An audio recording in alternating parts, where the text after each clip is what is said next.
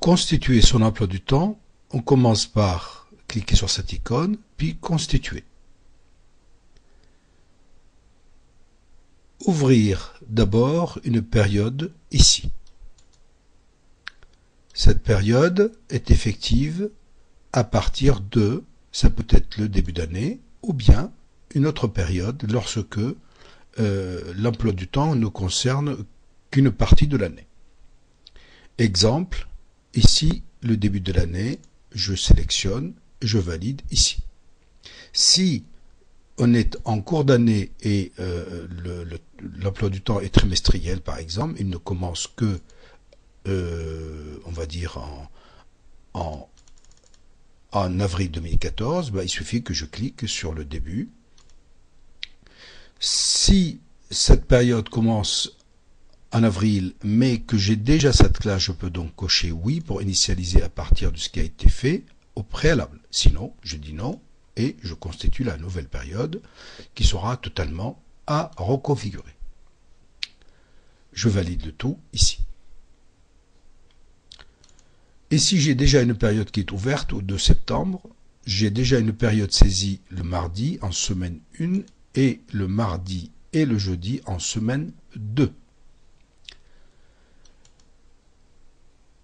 On part à 0.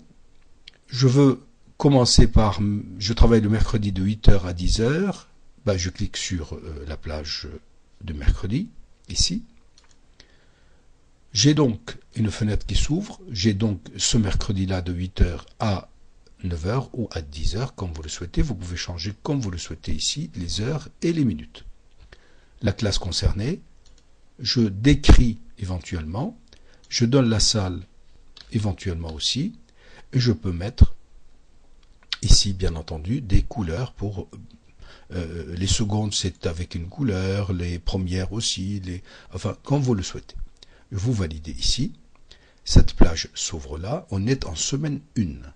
En semaine 1, ça veut dire semaine A ou semaine pair ou impair, comme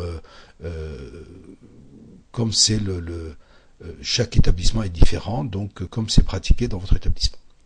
Si j'ai la même chose d'une semaine à l'autre, il suffit que je duplique ici, initialiser la semaine 2 depuis la semaine 1. C'est-à-dire que je travaille toutes les semaines de la même façon. Je fais OK. Donc, je vois que la semaine 2, tout s'est ouvert de la même façon.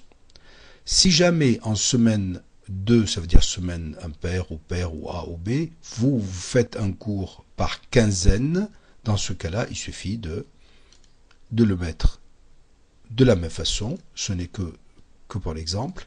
Ici, je travaille de 8h à 9h le jeudi, en semaine 2, mais je ne fais pas la même chose en semaine 1. Donc je fais et je valide.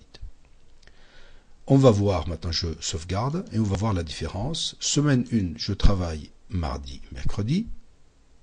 Semaine 2, je travaille mardi, mercredi et jeudi. Si ce n'est pas le cas, je modifie, par exemple, ça je ne le fais pas en semaine 2. Je peux donc cliquer dessus et supprimer cette plage horaire.